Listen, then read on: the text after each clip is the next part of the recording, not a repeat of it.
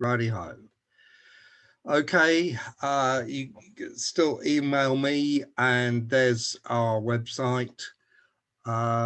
And here's the first new, wait a minute. Now, this is about the Transport Action Network, not the main thing that's main piece of news, which is in the next slide, but it's basically they're saying that they got a commitment from the minister to promise a review of the policy behind the £27 billion highways programme. And he's now going to review it, but not for up to 2 years. And you can see more about that on that link there at the bottom. But the main thing about what Transport Action Network has done come out in the last 2 days, and it's bad news, I'm afraid. And that is Transport Action Network has lost its case against the government's £27 billion road programme. The High Court ruled that the Secretary of State for Transport did not need to provide evidence to show he'd considered the impact of the largest ever roads programme on climate targets. So go to, that's your main link up at the top, and all the documentation is there. And Transport Action Network are crowdfunding to appeal this decision, and please donate if you're able to. So go to that link at the top and you'll see what it's about. And some comments on that by, first of all, Gillian Annable, who's really good on climate change transport policy, using the legislature to win policy arguments on the basis of clear scientific evidence is failing us. It reduces existential threats to an excruciating issue of process, or issues of process, and who can find the cleverest loophole? Where do we go from here? She says that the decarbonisation plan, which we looked at last week, unfortunately totally failed to outline how the transport sector will make deep cuts within the next 10 years. If our carbon budget is overspent by 2030, there is no way back. So she's saying it's either blatant dishonesty or failure to understand the science. Either way, pretty scary. And Phil Goodwin made some comments. The roads programme no longer makes sense. All the road schemes were planned on the assumption of traffic growing smoothly and substantially over decades, but these demand forecasts will not apply if the current trajectory of global heating has continued with all its disruption of economic and social life. Nor will the forecasts apply if the trajectory is successfully reversed, as that will require traffic reduction, not growth. Risk 2, that's the £27 billion programme, is not fit for either possible future. So that's all pretty horrible stuff. Anyway, on from that, a bit of semi-good news. Andy Slaughter, who's an MP for Hammersmith and Fulham, I think, or one of the West London constituencies, was talking about the removal of the cycle lanes on Kensington High Street. And then the Minister, Chris Heaton-Harris, said the department will be issuing updated statutory network management duty guidance to all local transport authorities shortly, which will make clear that they should always leave cycling and walking schemes in place for long enough for their impacts to be properly assessed. So I don't know what shortly means, we never do, but the implication is Kensington and Chelsea didn't leave Kensington High Street lanes in for long enough. So that's coming shortly. Right now, I'm just going to swiftly go over last week's decarbonising transport because it's terribly important, and do look at all the things which I brought up last week. My view about exactly how hopeless it was, Leo Murray's and Roger Geffin's talking about how it was a failure, but there are some good bits which he referred to there. The Andy Cox page, again, I'm going to refer to what I did last week, which is the National Police Chiefs Council recommendations for national consistency to traffic crime third-party video reporting. And so that's because that was a lot of stuff last week, and it's all important. Okay, on the diversity page, there's the Gender on the Agenda set of webinars for you to look at. We've still got the Women's Festival of Cycling going, don't forget that. Here's a new file on disability cycling in York, and Oxfordshire Cycling done a nice little Twitter thread on how bicycles have always been the inclusive low-cost liberator. Okay, general reading. Don't forget, still this week, you've got Westminster University Active Travel Academy has got some webinars. There's a piece in The Guardian showing about how LTNs have had significant numbers of road crash injuries reduced. And also in The Guardian section on the cargo bike markets. Also new wonderful thread on Twitter from Joe Rigby, a secondhand bookshop in Margate, she found it, a book on motoring law published in association with the AA. It's a fascinating insight into what she calls road death culture, and she's dead right. Do have a look at that thread.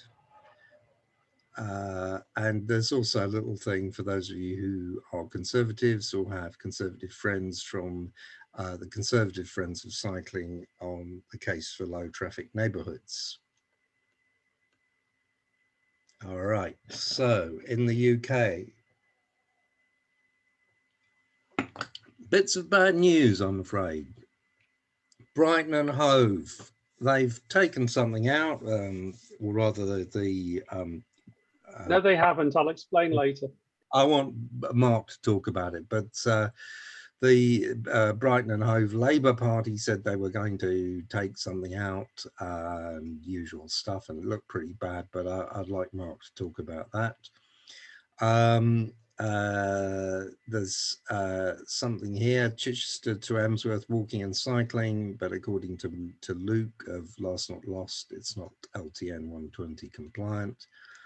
Oh, Liverpool news today, very disappointing. The inbound cycle lane on West Derby Road, which I featured about 10 months ago, is to be removed. We will still look at alternative routes for cycling where have we heard that before. But please rest assured I will not agree to a cycle lane being reintroduced on West Derby Road. So that's a bit disappointing. Well, it's very disappointing. In London, yes. Now, the very good people who are lobbying on Kensington High Street cycle lane are going to be pushing for a judicial review. That's the Better Streets for RBKC. So they put out a crowdfunder, and I'm pleased to say they got £10,000 very swiftly, which they're a very good group of campaigners, and you can still support them if you want to go to their page. If you're in London, you should know about them anyway.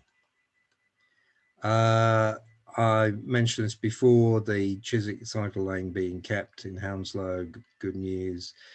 In Southwark, Rye Lane to reopen to buses and make it less nice for people walking and cycling. Good news, Hammersmith and Fulham, the pop-ups on Hammersmith Broadway are going to be made permanent. And for a lot of detail on what's happening in basically south of the parts of South London, again from Luke at Last Not Lost, very detailed stuff on what councils are up to. He's very, very good at going into the details of council documents. Silvertown Tunnel, a letter from Professor Goodwin there to the Mayor, Deputy Mayor, Commissioner and board members on why it should not be proceeded with. And the London Labour Party, I understand, have asked Sadiq Khan to not do the Silvertown Tunnel. Right, coming to the end, a bit of a display of bike storms in central London. A lot of videos of them and still photos of them doing their thing. There you go. There's the boys, B-O-Y-Z, not many girls, G-I-R-L-Z there, doing their thing. And of course, a report in the Daily Mail as that they are terrorizing road users. They're apparently not road users. Anyway, so that's all for now. I repeated a lot from last week. The main thing is the Transport Action Network stuff. Do read that. It's a bit grim that they failed, but that's the news. Okay. Thanks, Bob. So that's it.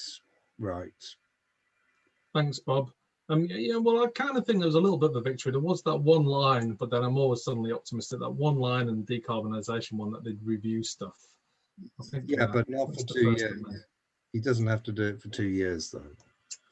Yeah, I know the clock is ticking, but yeah, we've got to hope that rationality prevails in the end, haven't we? Of course we have. We've been doing this for long enough to. Do you want to tell us about Brighton, Mark? Yes. What actually happened?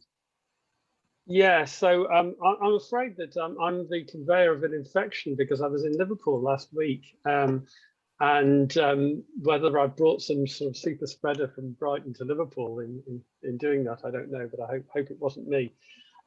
So yeah, last week, Brighton, as people may know, is actually a hung authority. So the Greens are the administration, they propose things, but to get anything through needs all three, Green, Labour and Tory parties, or two of the parties, to agree on things. And there was a meeting last week just looking at the active travel fund measures, which had 11 different recommendations, extensions of routes, new routes, different routes. And the one thing that was the contentious was the Ultram Road, which we've heard about. And there was a proposal, there were two proposals, actually three. There was one to extend it, there was one to improve bits of it, and then there was another to put in different bits of pedestrian, specifically pedestrian improvements on an existing section. And there was a very large engagement event with 6,000 people responding, and even the Green Party councillors felt that they couldn't do the extension. It was too contentious. It would just have been too much. It would have risked a lot of other stuff. So that was actually removed, or in the agenda, as we proposed not to extend the route. And they thought that that was enough to effectively calm down the people who were opposed to the existing route. But at the last minute, Labour, without any discussion, said it's not working, without any assertion as to why they thought it wasn't working either. Just said it's not working. A bit very similar actually to what Liam Byrne in Liverpool said about it's not Liam Byrne, is it? I can't remember. Anyway, the member in Liverpool saying we want a 2-lane road. It's built as a 2-lane road. We want a 2-lane road. Very similar sort of attitudes to that. And they proposed an amendment to not only not extend it, but also to remove the existing sections and not even do the improvements for pedestrians, which at a couple of junctions on the way, which could have been done with or without the cycling element. But they haven't, because it was done through an experimental traffic order, it couldn't be pulled out there and then. So all they could do is, and quote, the committee requests that an urgency subcommittee be convened before the 11th of August to consider the removal of the phase 1 cycle lanes. So it's a bit like Kensington Chelsea, it hasn't been removed until this meeting on the 11th of August, at which there will be 3 councillors, 1 Labour, 1 Green, 1 Tory. Now, the likelihood is that Labour will vote with the Tories to take it out, but it's not impossible. The agenda hasn't been fixed. There might be nuances in that meeting. The Greens are actually, the leader of the council is going to be the Green representative there, he's very good at bureaucracy and technicalities. So there is still a chance that things might at least not be entirely negative at that meeting. We very much hope. The problem with the Labour group in Brighton is that they haven't really read anything. They think their change is a Tory conspiracy. I'm caricaturing maybe a little bit, but maybe not.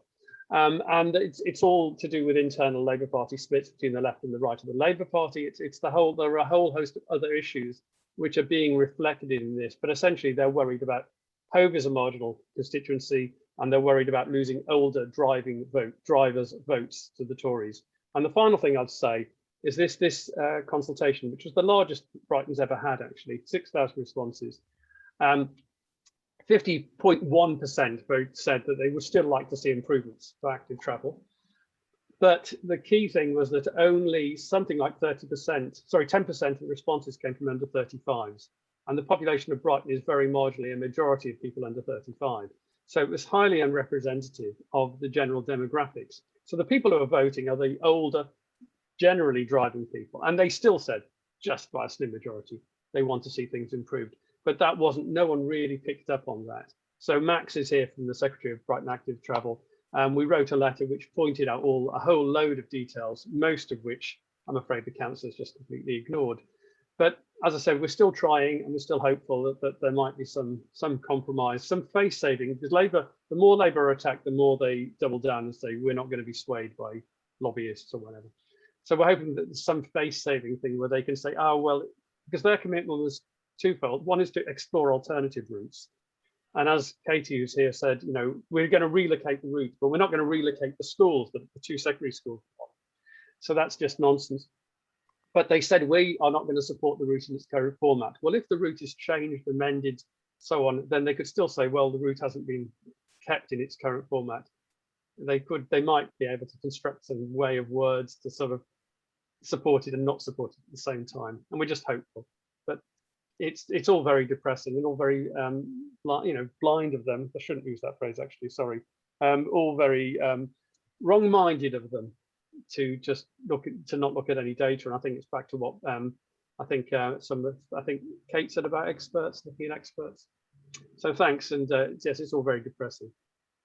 Can I just, while I'm still here, there's a question from Gary Outram in Kent saying that the local council would never bother with a cycle strategy, are considering developing one in preference to, or possibly as a precursor for, an LSWIP. It's a local cycling walking implementation plan. And he asks, is that a good approach or straight to the LSWIP? What do you think, Mark, Brian, anybody else? Well, I've offered to speak to Gary tomorrow about it, but other people, they're different things. They're completely different things. The cycle strategy will have things like training and mapping and all those other things that are also important, and routes, whereas an LCWIP is just about infrastructure. So you need both. Yeah, but certainly in this case, like a good solid plan that everybody's bought into does help. The sooner we can transition to we know what the UK's plan is in terms of rolling out the walking and cycling network and then to the 50%. Once that's locked in, and hopefully that's a little bit politics proof. That's always the kind of dream of these things, that once you move to actually having a list and a plan, and we're doing this then and that then and that then, that's the kind of stage we're trying to get to in Greater Manchester, where we're like, here's the list, everything that's been done, this is when it comes in there. And then that's just all going in the background, and you try to get it so it's process led and you don't have the same drama and politics every single time, because it is like we're always going on about it, because it's true, it does like derail a few things. But so I'm swearing by LCWIPs on that as like a key point to move from like and even with a strategy, everything really is about a strategy for what you're going to deliver. I know there's other things in there, but even if a training program, you're still delivering it. But to get towards it, here's the infrastructure plan. But I think when everybody's got those, and we can get people to sign up, and then hopefully we can avoid some of this drama in the future.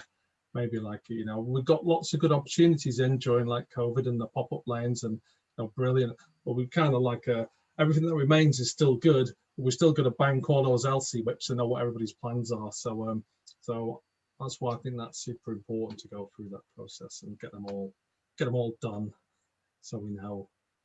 Is my view on that one, because it is a bit depressing what's going on, but there's still lots of great things that have happened, and I think there's more happened in the last year and a half, like nationwide, than the entire rest of my life, like combined in terms of cycling. So and walking stuff as well. So we have got some real benefits as well. So we are losing some, but then we won a load. So come on now, people. That's my run and get. Stay positive. Although I'm feeling a bit wrecked this week, I have to say. All right, shall we move on to our first speaker? Has anybody got any comments for Bob? So I'm rambling a bit this week. Anybody else with anything to come in? Points of order?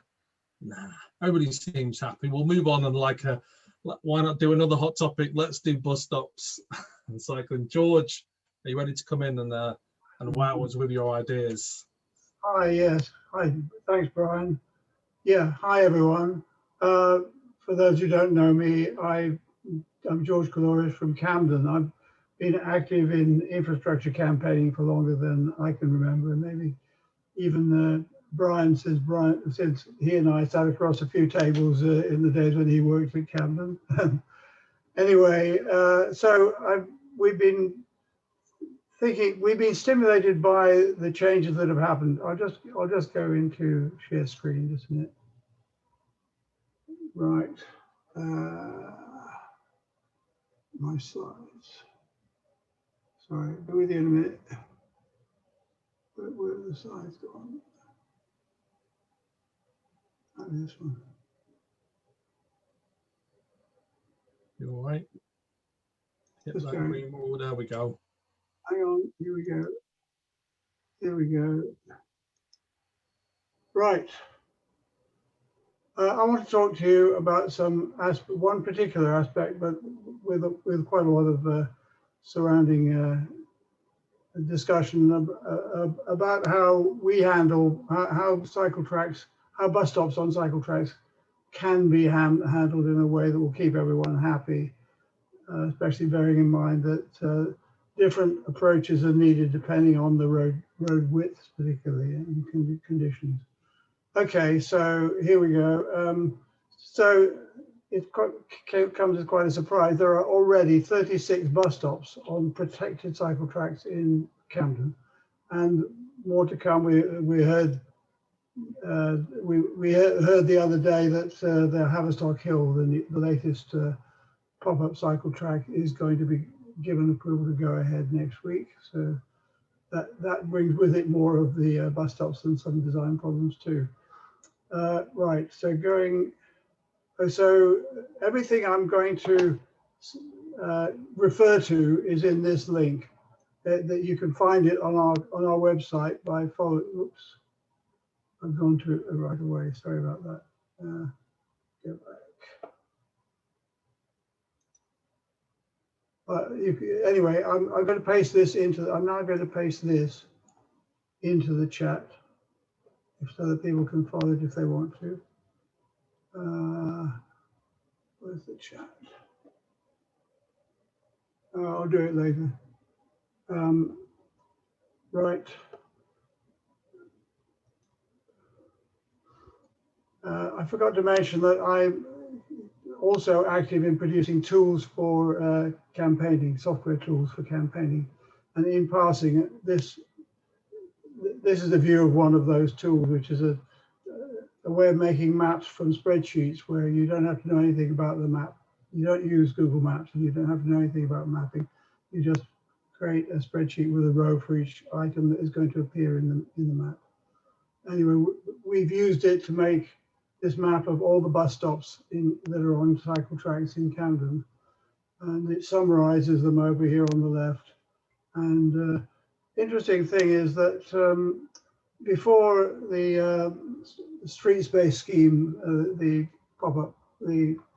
COVID pop-up cycle lanes, the only bus stops that were on cycle tracks were in Royal College Street, which is partly Brian's work, and those are the ones that I'm pointing to here, the ones in orange, and the pink one.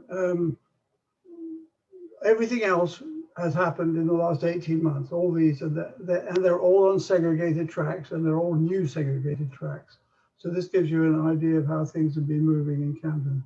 In fact, I'm going to go very quickly to a map of the current segregated tracks in Camden.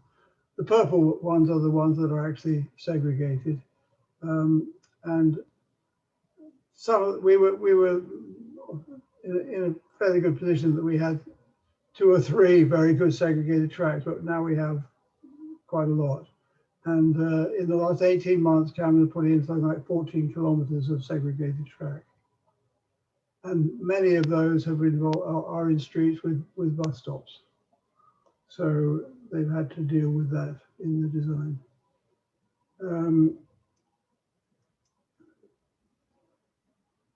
So let's move on to talking about bus stops and how you put them on the tracks. So everyone is probably familiar with the standard solution, which works well if you have the space for it, which is the bus stop bypass, also known as floating bus stop or island bus stops. We have 20 of those in Camden, and I've got a picture. I'm going to show you some pictures in a minute for each of these different design options. The features that are worth noting are that the island has to be at least 2.5 meters in width. And if you're considering segregation on a road that has bus stops, that means that you have to have a total space, at least where the bus stops are, of between 5.5 and 6.5 meters, because you've got to have the tracks on both sides, but the track on the opposite side of the bus stop. So you've got to somehow find 6.5 meters of road space to, well, 5.5, or let's say 6 meters of road space to use that design, the island bus stop. And you're probably familiar with the characteristics of that, which is it has a cycle lane going behind the bus stop, and there's a shelter on the island, and there's a zebra. There has to be a zebra. That's a recent feature. This is all in LTN 120, and drop curbs and tactile paving by the zebra, that is. I'll show you a photo in a minute.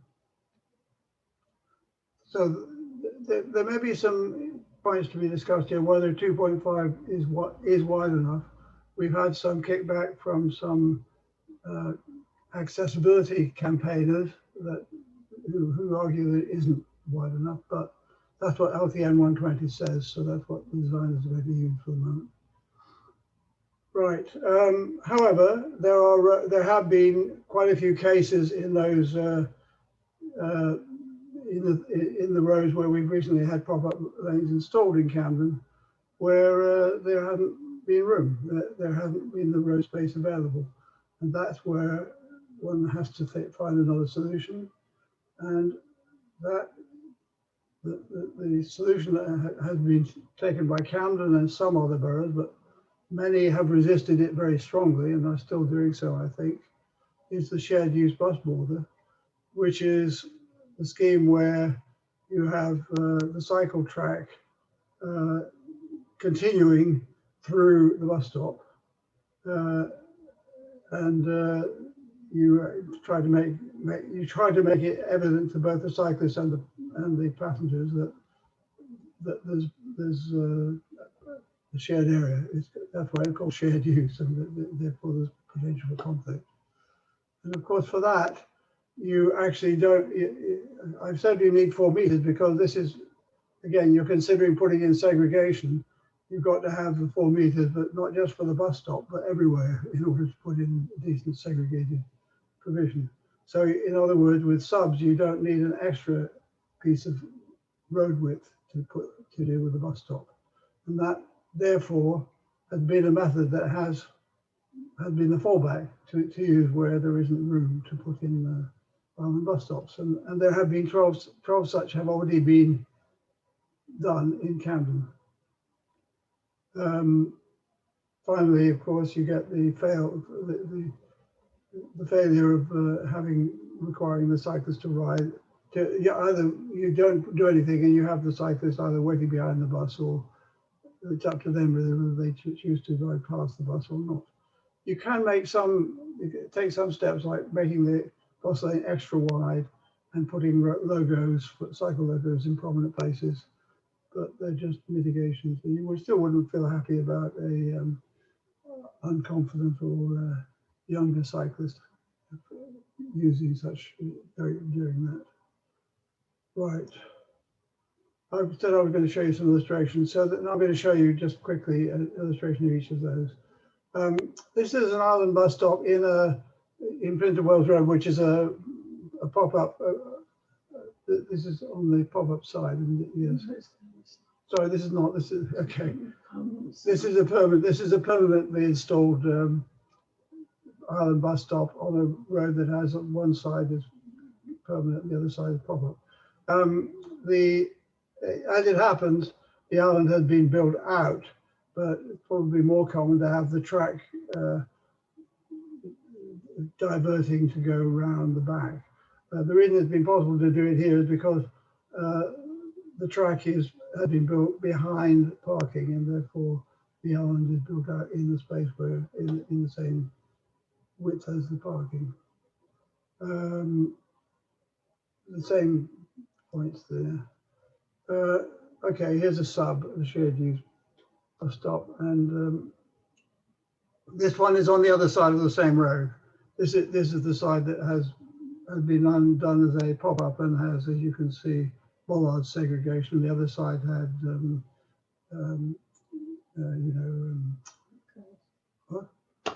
park cars with the separation of this side. And what else? You've got this ripple paving to make it for people with sight disabilities, and you have this hatch marking, which is a step in the direction of making bus passengers aware, but perhaps not sufficiently explicit, and that's one of the topics I want to discuss. I want to devote most of my discussion to the design of subs, so we'll come on to that in a minute. No provision. Here's an example, a stop that at least has a bit of extra width, not very much. What that taxi is doing, I don't know, coming in the counter direction on the wrong side of the road. And there we are. There are various. There are one or two that have been made in Canada that are wider than this, and if you get like 3 meters on the outside of the bus, it's not too bad. Okay, design issues. Let's go through them. Okay, I think we can all guess at them. Some cyclists do appear to be unaware that pedestrians should have and have, in fact, got priority when they're moving to or from the bus, or in any situation where they have a reason to be in the cycle track. So how do we make sure that they are aware? That's one of the issues to be discussed. And that should be taken along with the fact that passengers are getting off a bus. How are they to be? How can we make them aware that they're going to be stepping into a cycle track? Maybe we don't. Maybe we shouldn't. Maybe we can't, and therefore we should make provision for cyclists to take all the avoiding action. Okay. So those 2 points apply to subs, and also these apply to subs, but also to island bus stops. So boarding passengers are likely sometimes to move quite quickly across the track when they think they need to in order to catch the bus, or even to jump off the bus. So there's a risk of conflict there, and it's a navigation issue for partially sighted people.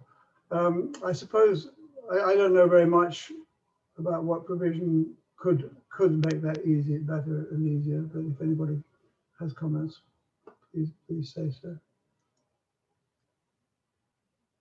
Okay, further points about subs.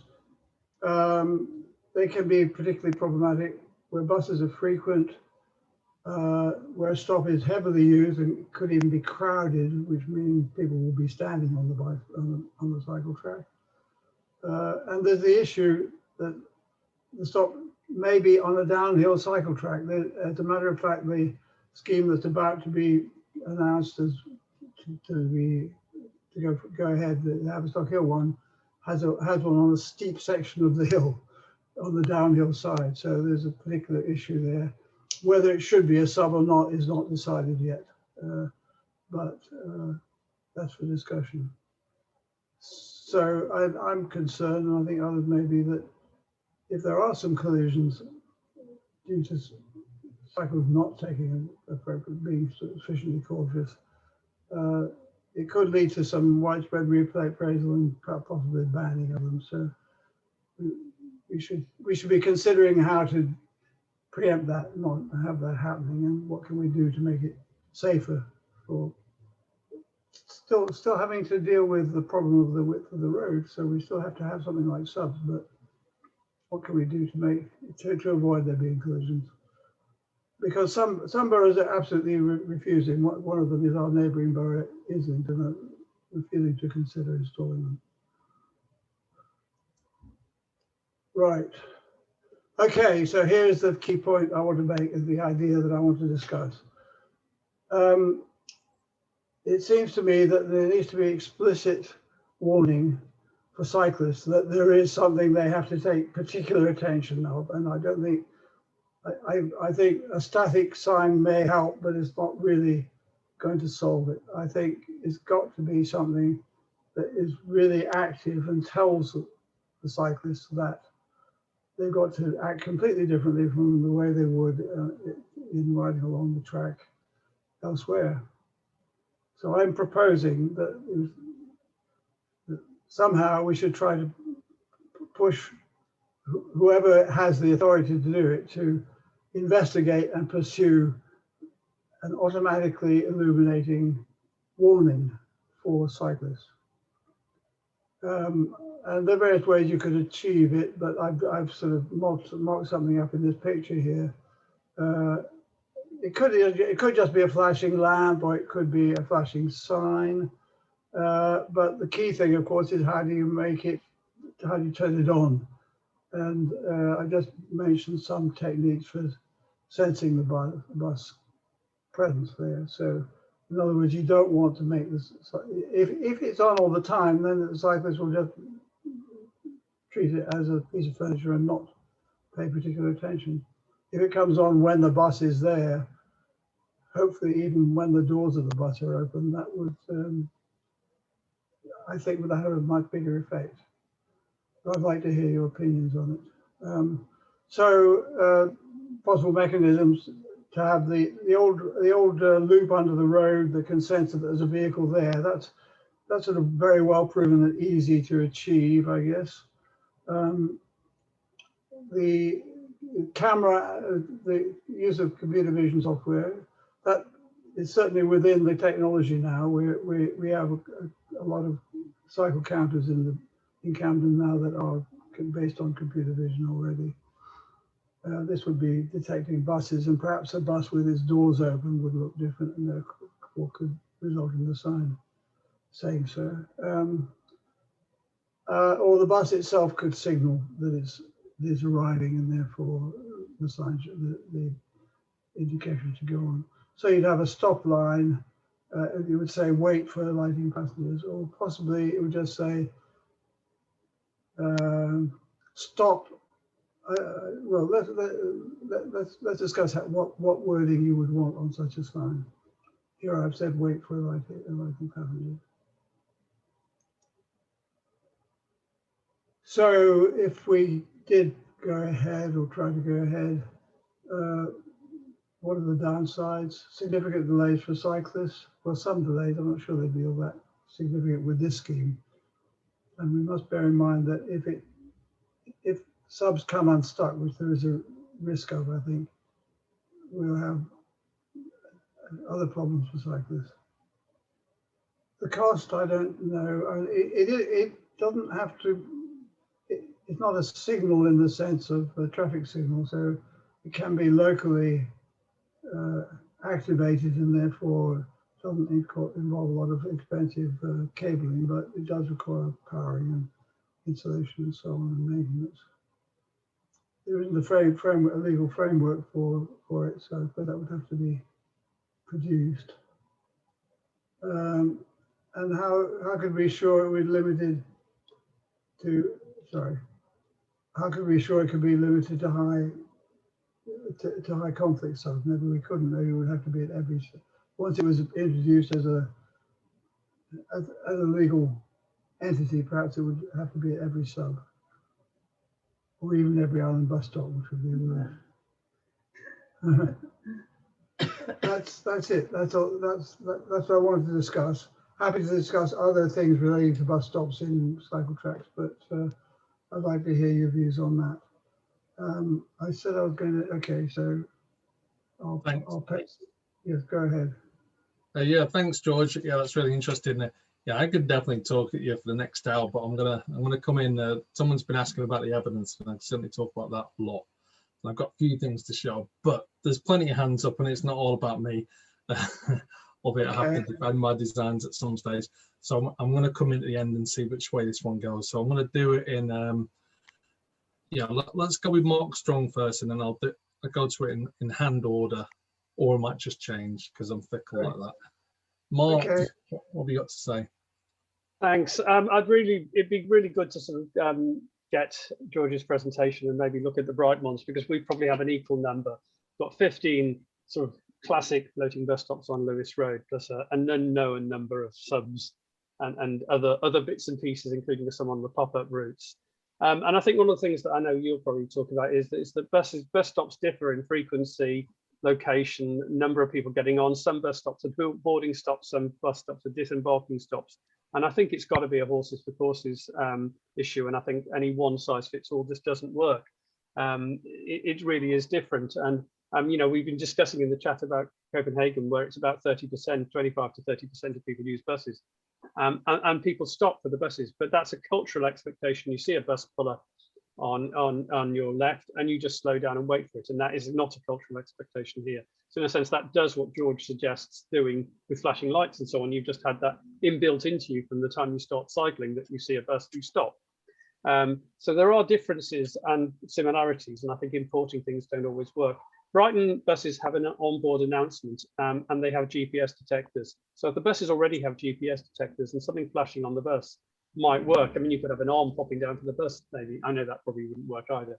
But I just think one of the things that people always get forgotten, and what I did for a Velocity presentation a few years ago, is talk to the bus drivers and the actual bus people about what they feel about coming into stops and putting into stops. And that's something that probably hasn't been done maybe in London Transport. Because bus drivers generally don't want to run over cyclists. They don't want their passengers to get worried about. And the single biggest cause of injury for bus passengers is trips and slips or falls, mainly by elderly passengers, by emergency stops on the approach or pulling off from stops. And bus drivers make that very clear, that the biggest risk they've got is looking through their mirror at the bus passengers, at passengers who are haven't quite held onto the rail, have just got on and getting off and falling over. And anything that reduces that is far more of a risk, especially to disabled passengers, than actually the risks of injury, of interaction with the cyclist. So, but that's often got forgotten about, and I've got a stat somewhere about the numbers of that. But anything that reduces that is going to be a benefit. So you need to compare that risk with the risk of the perceived risk, which is greater of injury from a cyclist. So I think there are avenues. And I think one thing I'd just like to say though is the TRL research that I know Brian was involved in, Marcus Jones ran. That was all done on the test track at TRL, but none of it was done in a real world environment. You know, people weren't told, imagine you're running for the bus and you're really late and you've just missed your childminder's appointment and you've not got much money. It's all in a test environment where people can't possibly simulate their state of mind of what it's like, being late for a bus or hurrying for a bike. So any test that's done on a test track can't ever be a comparison for what happens in the real world. All right, I've got to jump in now before you come back, just because he's pressed my evidence button too early, but I've got to come in. So we did actually look at that's all right. Go on. We can argue about real world evidence about tests. Yeah. So two things recorded. So we did look at the ones that were actually built and how people behave. And we had exactly the same behaviour as Copenhagen on shared. Call them shared bus borders. We can call them shared use bus borders and be all on London on this one. But yeah, basically cyclists did one or two things. They had a slow right down and wiggle through, or they stopped. No one actually found them in all the places that did it. Cyclists just barreling through, and so the risk of a collision is spectacularly low. And on one of the first ones we did in Camden was actually replacing one that was on downhill. The Royal College Street one was two-way track. Been there for 15 years. No collisions. No one's ever recorded a collision on this stuff. So it's worth saying that, which I think Mark was getting to. But fundamentally, we had the same behaviour, and and we didn't get that behaviour. We had the exact opposite behaviour in bus stop bypasses, where there was nothing that slowed cyclists down that we tried. Just have to press my what the evidence says button. Go on, George. You can come back to Mark now. Good. No, fine. I take all of Mark's points. Interesting about Copenhagen. So they are in fact using flashing warnings in Copenhagen already, are they? I didn't know that.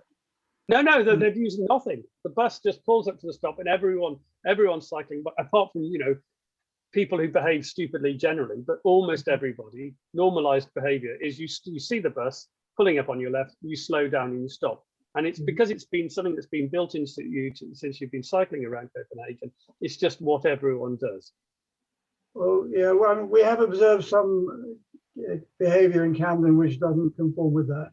We have seen in Royal College Street and other places, we have seen people barreling through when there may be, when there could or is somebody just getting off. And the situation of somebody just getting off, you can't see as you cycle on the track whether there is somebody just getting off.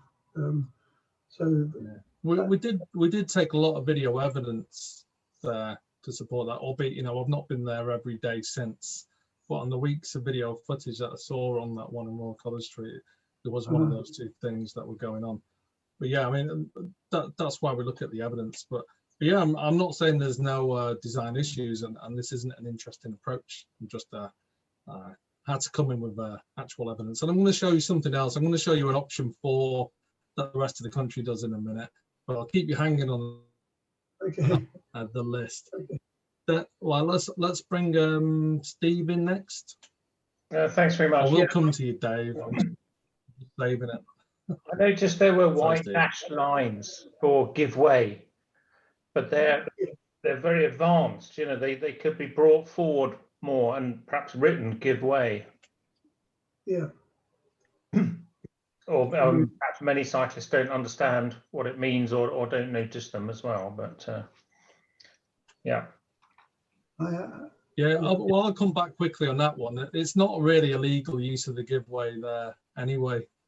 It's really like as a kind of hint. You can actually use that marking in that context because you can't actually formally give way to a pedestrian. Interestingly enough, discuss that one as you will. But yeah, they felt they needed something. When we did the international best practice study and we're looking at like shared use bus borders across the world, interestingly, like the people in Copenhagen said, don't do anything like that. Don't do anything that make it looks like a road because you get more road-like behavior. So it's interesting, but then people perceive this issue and want to put the markings in, but it might be working against the behavior that you want. Sorry, George, did you want to come back and no, I'll wait. This one? No, I'll wait for the next point. Okay, well, yeah, we'll keep going down there. So all getting juicy. Kate, come on in. Yeah, I was thinking, I like the idea of technology and thinking, could we use bus detection, which is quite simple and a lot of it's wireless now. You don't need anything. You can just sensor the carriageway and it all works wirelessly. You can get out of cable stuff. So technology's got easier, but I think it's a precedent. You're then going to end up, how do you decide where to put it and where not to put it? You end up with, I think, a slippery slope. So my instinct from a, kind of a safety function, regardless of cost really, is actually not doing that is better. And I think you end up with a combination, a kind of toolkit of cycle education, bus driver education, passenger education, so everybody kind of knows, because if the cyclist gets there first, then the pedestrian should wait and it shouldn't be an issue because the bus hasn't arrived yet. And that's going to be 99% of the time, isn't it? Most of the time a cycle's coming through, there isn't a bus. So I think it's possible to kind of over-egg the scale of the conflict. If the bus gets there first, the cyclist should give way with a small g, small w, because it's, as you say, it's not a legal right of way, it's a more informal letting people go, and that's the most difficult situation. If they both arrive at the same point, I think you get the same thing, that pedestrians should wait. So there maybe is a thing around bus drivers checking no cyclists are coming through before they open the doors. So maybe there's a thing around looking at different scenarios and helping bus drivers and passengers and cyclists know what to do. But potentially that's a really big campaign, and we've got so many different arrangements in so many different places, it does become a bit of a nightmare. But I'm minded to go more low tech, because I think it's more workable, and recognizing there will be bad cyclists like there are bad drivers. It's just when we're bad cyclists, we're really visible, and bad drivers, people don't notice. So there's this perception of a disparity in offending. People kind of ignore the car that jumps the red light, but they don't ignore the cyclist that jumps the red light. So I think that's a fundamental psychology problem, really. I'll let you come back on that, George, but I just want to put a little cherry on it, that if this was allowed, would Islington do it? Just to okay, so yeah, that's a good question. We could. That's the sort of question I'd like to get the answers to. I mean, I really would like to know whether it's worth pursuing this thing as an idea. I mean, it would obviously take quite a lot of effort and a bit of money, wouldn't it, to go forward with it. As for Kate's points, she's right, of course, about it being 1% of the situation, but 1% will be quite a few interactions when you have 100 subs in a borough. And what worries me is the risk that there'll be a couple of collisions and everyone will turn around and say, no, can't have cyclists going through bus stops. You're going to have to redesign them. That's what worries me. Yeah, so that's interesting. So we haven't had any yet. That's true. So it's like, where's the risk for Kate to really look at, and people in that profession in there. But I do get what you mean. And I did a talk about a year ago now on like some technological stuff we could apply to bus stop bypasses. So I'm thinking in similar ways to you, George, and we're looking at, I think Brenda even mentioned a barrier, and I was working with Ross Atkin on potential barrier solutions on these as well, just for that same thing, like want to address that kind of feeling of safety deficit that visually impaired people get. But it's difficult to study an issue when it hasn't happened yet. Yeah, that's we haven't had the collision that we'd all be out there studying. But I agree, if it did come, it would be politically hot, like everything with cycling. So that's a good one to think about. Well, I'll bring in Robert Campbell next. I always like to finish with Dave, so I'm just going to keep him sweating for a while. I asked a question about the evidence that this would actually be a problem, and as far as I can see, from the discussion that's just gone on, there's very little evidence because we don't have the examples necessarily. But there's clearly one or two things that are missing completely from the design itself and the standardization. One is red tarmac where there's a bike. And there's no excuse, in my view, that we don't just standardize on this across the piece and say, if you're a pedestrian and you're on a piece of red tarmac, you can expect a bicycle. So getting on and off the bus when there's a big red stripe in front of you, this would make it much more obvious. And I think the other thing that struck me was in a particular borough, we're talking about Camden and elsewhere, if we are introducing those, the majority of cyclists and passengers on the bus will be regulars. This is a commuting transport through the borough. This is not visitors to a very large degree. Once one or two are introduced, along with potentially some campaign to educate people about this brand new bus stop and it's great and everything else, then people will become much more aware about what's going on. And cyclists don't want to crash into people, generally speaking. Yes, there are nutters, clearly. And pedestrians faced with a new environment, clearly my favorite talking streets thing, there's a big red stripe. You can expect a bus just in the same way as when you cross the road, you expect a car to come along. Are we overblowing this and missing the opportunity to get better infrastructure because we're being a bit paranoid? I've got to say, when it comes to the evidence, there isn't a huge amount of evidence supporting like colour sorts it out. So because I admire your love of red. Green and red in this country, and it just everybody just wanders about everywhere. We just don't have enough. Yeah. Or would you even notice it if you were coming off a footway? Would you be going, oh look, it's red, I'll expect a cyclist? Like, whatever. Anyway, George, were you coming back on that one, or should I get a few Well, more? I'll just say, comments on? yeah, I quite agree about colour, but we're a long way from getting colour on cycle tracks in the UK, and it take quite a lot of time to actually get that policy change, wouldn't it? I think it would have to be pretty wide. Just at the bus stops might not do the trick. I think it would have to be wherever pedestrians can expect to encounter cycles, really, wouldn't it? Yeah, why not? Why not? Well, yes, but then we've got 20 years of relaying of cycle tracks to get them made to be coloured, haven't we? You said, are we missing opportunities?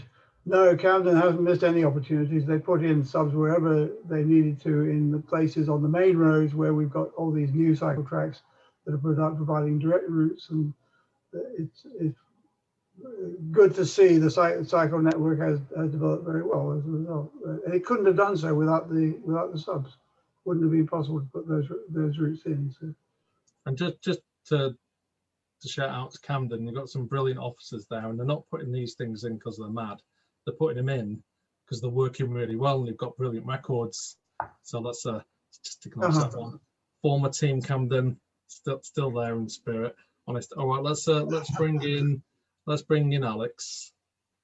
I will get to you all.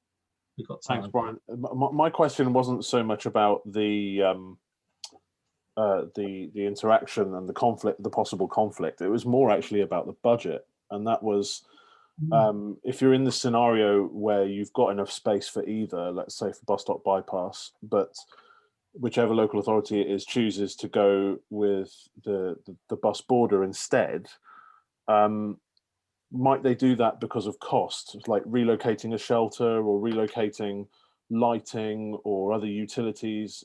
Does that come into play? And if so, one for you as well, George. Presumably that's something Camden looked at as well, and not just looking at the space available. I haven't heard of that being a consideration for the subs that have gone in here.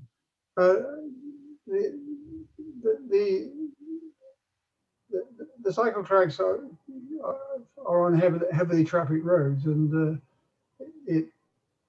wherever possible, it certainly has made sense to put in island bus stops, and they have done so. Really, I think. Yeah, I mean, I look at the evidence, and that's why I'm team like shared use bus borders, because they just got all the behaviour that I want in there. And I will say, in terms of like the pop-ups, there was a few places that were putting a pop-up shared use bus borders, the Zickler ones with the kind of like checkerboards on and stuff. So you can put that stuff in a lot cheaper than doing all the curb work to get round behind. But there's also like cheap ways of doing bus stop bypasses as well. A couple of drop curbs, paint a lane around the back, huge amounts of those out there as well. So there are cheap ways of doing these things. But totally, yeah, I mean, I took umbrage with the whole, well, if they've got space to do a bypass, if they haven't, to do a shared use bus. Sometimes in the right context, I think shared use bus borders are a lot better, and that's what the evidence says as well. But yeah, definitely, yeah, I get the general principle as well, and that's certainly the case outside of London, outside of Camden, where most people are reluctant to do shared use borders, whether they've got space or not. But I will show you a 4-metre option in a minute, Georgia. I will get there. All right, let's go to, I'll bring him in now. Let's bring in, actually, I'll go to Graham Smith first. We haven't heard from Graham yet. Go on, Graham. What's the urban design perspective on this thing? I'm not sure. It's long term. A lot of the conversation about whether cyclists will pile into pedestrians or not. For those of you very long in the tooth, there was a TRRL report on cycling in pedestrian areas, of which I've got the DVD and the rest of it. And in spite of your dislike of organisations like TRRL and experimentation, they actually did all of this testing in real places. And they found, if I remember rightly, in 10,000 hours of observation, no cyclist crashed into a pedestrian. So we've got a long history of not crashing willingly into pedestrians. A proud history as well, Graham, for sure. Proud history. But yeah, you do get into that, well, does a visually impaired person know that, and what do they think, and that whole perception one, and will it stop people using that stoppage as this kind of situation there, just to also have to do the other side of it as well. There is that perception meets the facts. If we went just on pure evidence, we'd be rolling out shared use bus borders everywhere as the standard because the evidence is brilliant. But it makes people jump out the skin, including quite a few politicians have made a few statements about them as well. I've answered that one on your behalf, George. We'll jump in, Charles, and then I'll go back to strict order with the way to come up. Go on, Charles. Thanks. Just 2 points I wanted to make. Just firstly to Mark's point about Copenhagen, and it's just in the culture. It just made me think of this photograph I took 3 years ago in Copenhagen. This is a park dedicated to children learning to cycle. I can't actually see a bus. I'm sure there is one there. Yes, I think there is a shared one there. So just to say, it's not all just children, parents talking to children. There are these sort of facilities to train children to ride. So that was Copenhagen. The other point I just wanted to make was George's sort of coming up with some sort of technical solutions immediately made me think, what about the Blaze laser solution, which sort of throwing it back onto the bus. So we've got all these bicycles now in the bike share scheme with laser lights highlighting to drivers that there's a bike behind them. You might be able to devise a similar situation where when the bus driver's pulling up to the bus stop beforehand, they activate and you sort of get some weird techno laser show on the ground. I just thought I'd throw that one in as another techno solution. That was all. Thank you. Good one. Yeah, thanks for that, Charles. Just, yep. And Shay, there we go. Yeah, good one. Techno will live forever. That's for sure. Oh, show my age. All right, okay. Let's go back in order now, and I'll bring in Dave. I know what he's going to say, but I'm going to bring him in anyway, and then I'm going to tell him what the evidence says. Dave, go for it. Okay, well, actually, we've got witness to a crash in Kingston. I'm not quite sure whether the bus company kept the video, but a friend of mine was on a 465, and after the crash, the cycleway on the footway was discontinued. This is the one famously where Keith Bingham did the blog of the phone box in the middle of the footway as well, showing how badly sort of assessed it had been. My attitude is that if there's a distinctive change to make people aware, and as you noted, there's also a signage for pedestrian priority. So perhaps some kind of portal or change of surface texture as the cyclists approach where passengers are going to be boarding the bus. So they're alerted to here is a hazard. And pedestrian priority is in the order of the day at that hazard. So you are warned. I've seen videos of sort of head-down cyclists who actually have drivers drift into them, completely unaware of the hazard that they're exposed to because they're so focused on cycling. And that's the cyclist we've probably got to watch out for. Exactly. Yeah, mixing a bit with the cars, and we were talking about the bus stop bypasses. But go on, George, come back to him. No. If we could make a distinction that would actually grasp the attention of the cyclist, that's what we're trying to do. Yeah. I wonder if at the end of this we could actually have a show of hands whether people think that subs are adequate as they are, or whether something more is needed. I think that would be interesting to know. Well, we'll try and arrange one of our vote things, unless Steve's gone to catch his train. Otherwise, yeah, we'll do a hands thing. But that's all good. Well, we haven't finished debating it yet, by Jiminy. There's still more to come. There's still points that I need people to say. Bob. Yes. Bob, put his hand up before you, Ruth. Yeah. With us. I wanted to say we've had loads of discussion in the chat here. I don't know if you want to bring in Anthony Christophe from Camden. I think he should have a go. But it's all very interesting. I mean, it seems to me, kind of going back and forth, that there does seem to be a very small or non-existent number of actual crashes, and that maybe this is something which people just get used to over a period of time. Yeah, well, I wasn't going to name people and where they're specifically from, so let's watch out on that one. But by all means, Anthony, if you want to come in, you're always more than welcome. And One of the also, great team. sorry, also Brenda is a disabilities access person, and maybe she can talk about specific disabilities issues to do with that. Well, let's hear from Anthony first then. Yeah. Yeah, I don't want to say too much, I'm afraid, because a lot of these schemes are under trial. And we're currently sort of monitoring the situation. But what I will say is we've tried a lot of these suggestions that have been raised in this discussion, and we're currently monitoring every location with interaction cameras. A third party are looking at scoring interactions by near misses, collisions, all the rest of it independently. So once we're reviewing the end of the 18-month end of the ETO, the trial, we'll be able to sort of provide that data publicly. But what I can say, there are no concerns. And like Brian raised in the beginning of the call, the Royal College Street ones, which have, they're quite plain. There's no markings on those that Brian put in about 7 years ago now. Not a single collision, not a single near miss reported. And whilst that is a low frequency route, it does kind of speak wonders. And I think someone picked up before, cyclists generally aren't, kamikaze pilots. You don't want to cycle into each other, it hurts.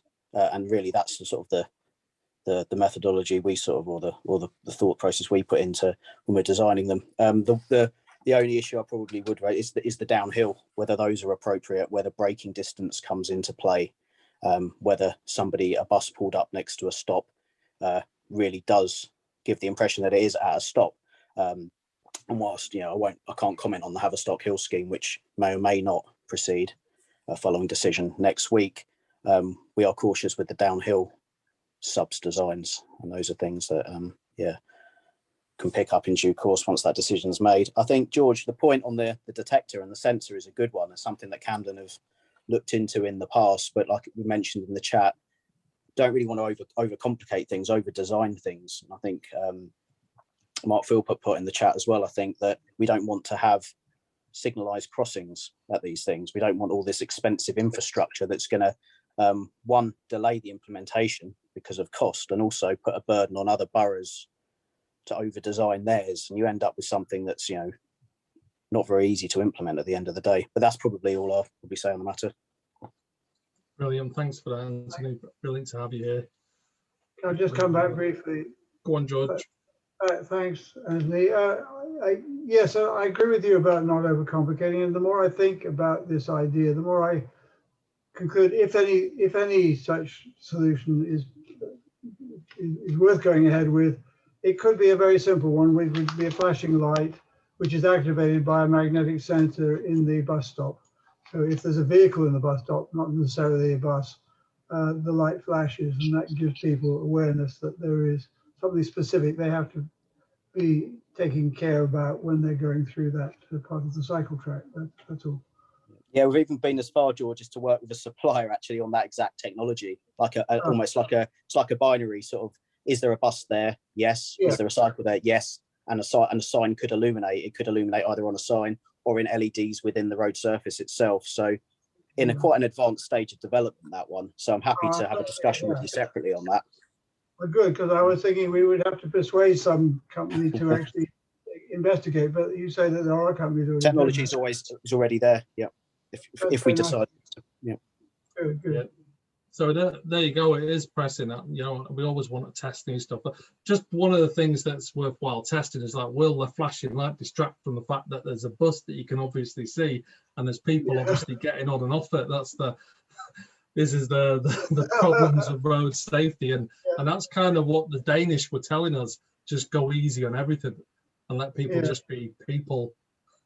But it's hard to say because you want to control it and you want to say this works fine and it's totally safe. But the more stuff we add, the more complicated it gets. But yeah, pretty good. I'll bring in Ruth now. Ruth. I was just busy WhatsApping my nephew, Anthony. Anthony Christophe. Sam Margolis, who's wonderful. Yes, so I sent a picture through, but I don't, for some reason it can't link. But what they do in Holland is they have quite a long lead up with long lines, long, short, long, short, long, short, and it's quite a long raised table of different material. And that does seem to slow people down. But interestingly, as someone has said, that bus use isn't as prevalent there as it is here, but tram is. And the problem is I've just cycled home from City Hall in a rush to get here on time. And there's just so much stop starting for cycling. It makes cycling unappealing. And only when you get long stretches does it kind of work. So, you know, if you're going to have buses, then we need to remove some of the traffic so that there is room for people to be cycling, is what I was going to say. But well, just on that line thing, if you do find yourself in Kingston, it's worth looking at some of the, when they resolve some of the tracks into shared use, you do use that Dutch style line approach. It's worth looking at that next time you're over there. I mean, you'll probably ride there tonight to have a look. Knowing you, but no, I'm there tomorrow, to be honest, actually. There you go. Have a look on Wheatfield Way. There you go. They've definitely been inspired by the Dutch on that one. Yeah, we've got. Let me just show you something. If anybody wants to jump in. Steve's put the picture behind him. Ooh, Steve's put my picture behind him. Oh, there we go. Oh yeah, they're kind of giveaway type ones, aren't they? Yeah. And they use those, in car parks where people are walking from cars to shopping precincts and supermarkets. They have those as well because it's still the right of way for cycling. But obviously, you know, you have to give way for people walking. Thanks, Steve. Thanks. I'm just going to show you everybody, like, this is just for George, just so you know there is an option 4 here. And like, particularly the Leeds-Bradford route, if you ever find yourself, I've got loads of them, but I'll show you a Manchester version of a 4-metre bus stop bypass. The whole flip the trap to the back, make all the pedestrians cross onto the floating island and back off again. So that this is the kind of more palatable option for people that don't have like a 6.5 meters or whatever, or 5.5, like a normal bypass. They're choosing this one rather than a bus border, and it's up for you to decide. But like, the question comes in: will Islington build that? You've taken up all the footway, Brian. Can I share one of Lee's? Well, there's still a footway. You just have to cross the track and then cross back on it. Brian, so there's still, can I share one of Lee's? Please, yeah.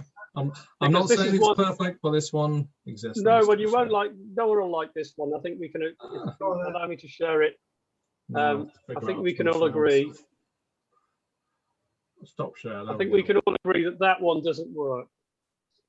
No, I know. Okay.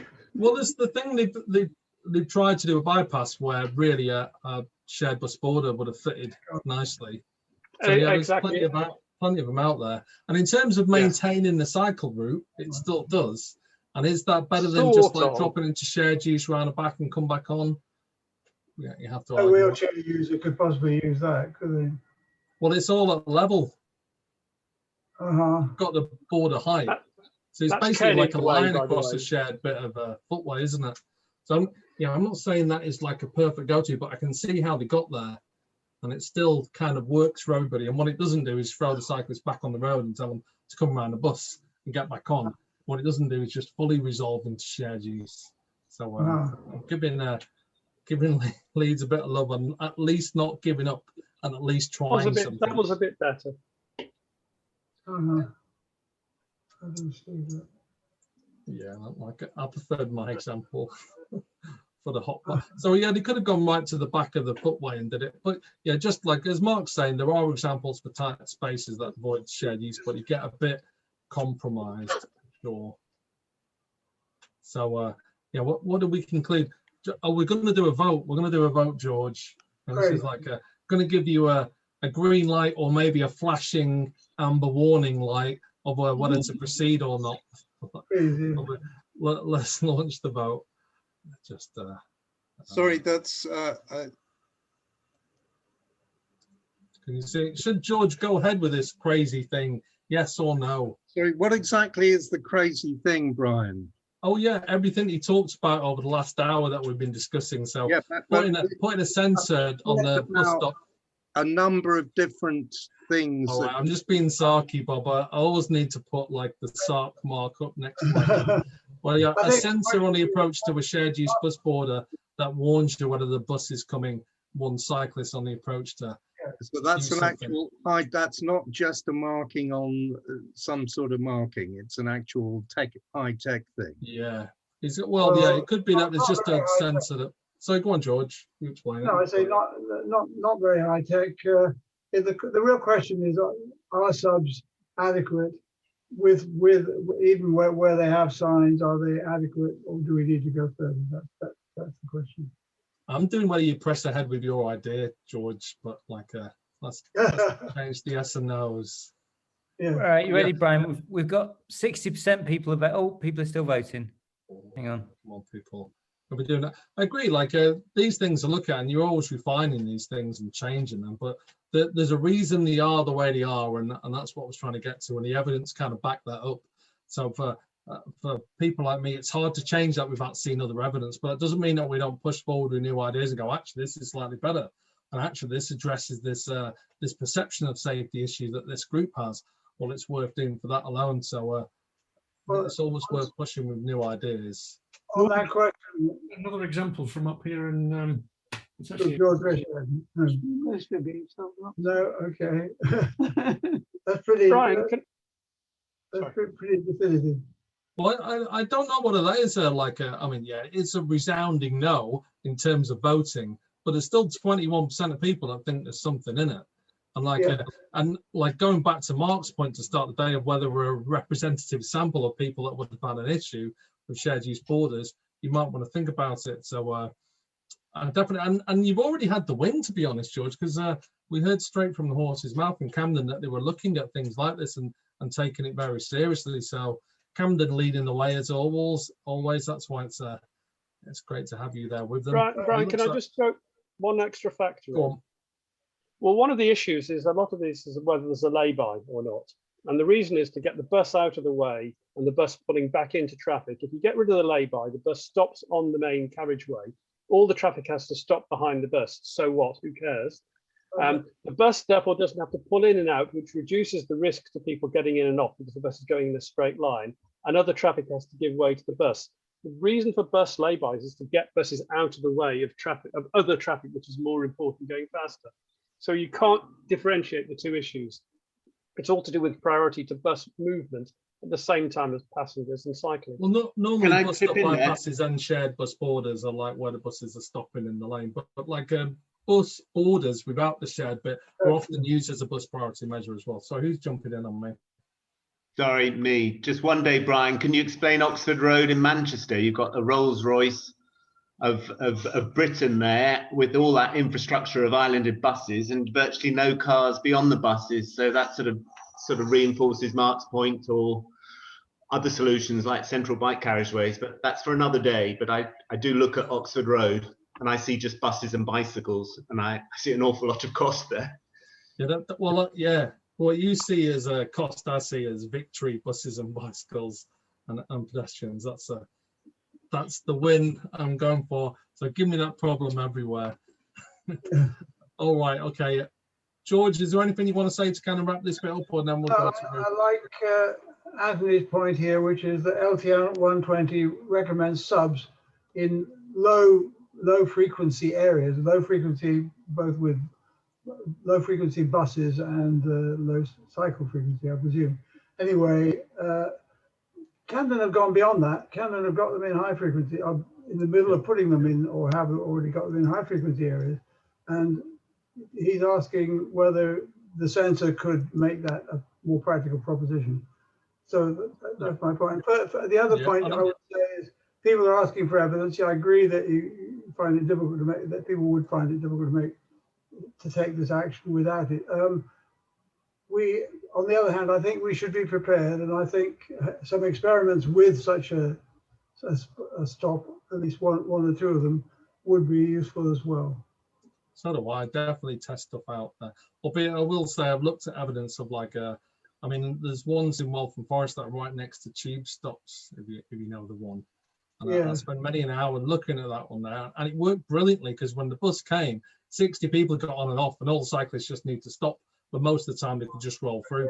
So it's more like if you've got like a high frequency, low passenger, that's the kind of worst scenario, rather than like a like a infrequent frequency, high amount of passenger actually works pretty well. Anyway, that nuance wasn't really there in LCM 120, maybe because people, it's such a hot topic that many of the authorities aren't releasing the evidence, so we can all have a good chew over it. But that's from the evidence that I've been privy to see. All right. Anyway, thanks to everyone for giving such a good airing to my idea, and I will be discussing it further with Camden officers. Yeah. Let's see what Camden and hopefully Greater Manchester will push ahead with their technical solution on bus stop bypasses. Who knows, and we can confirm. All right, I'll move on to Ruth now to do last word, and then we'll wrap it up for the week. Ruth, all yours. Thank you very much. I've got 3 very quick last words. The last bit of nice oasis in Chiswick was open to traffic this week. So we had this tiny little street that was for eating, drinking, browsing, and it's been open to traffic, which is very upsetting. Bike parking, so much bike parking is on lumps of pavement that don't have drop curbs, and can all engineers and traffic people make sure that they always have a drop curb, because with the advent of more and more cargo bikes with children on, etc., that's really difficult. And Kingston, Brian Deegan, dog-leg crossings, they absolutely don't work. The angle is too narrow, you're sharing with pedestrians, they put you in conflict, and the lovely Angela and Peter Miners, I don't know if you know them from Ealing, where he's on the back and she's on the front on a recumbent, they actually fell off the one at Kew Bridge, which I mentioned a couple of weeks ago, because he wasn't aware it was there. And they've put new ones in Kingston, but you don't really know they're there. So you go across and then you realise you have to do a very sharp right turn to go down again, and pedestrians don't know what you're doing. So as we are getting more and more cargo bikes, different kind of bikes, dog-leg crossings don't work. Thank you.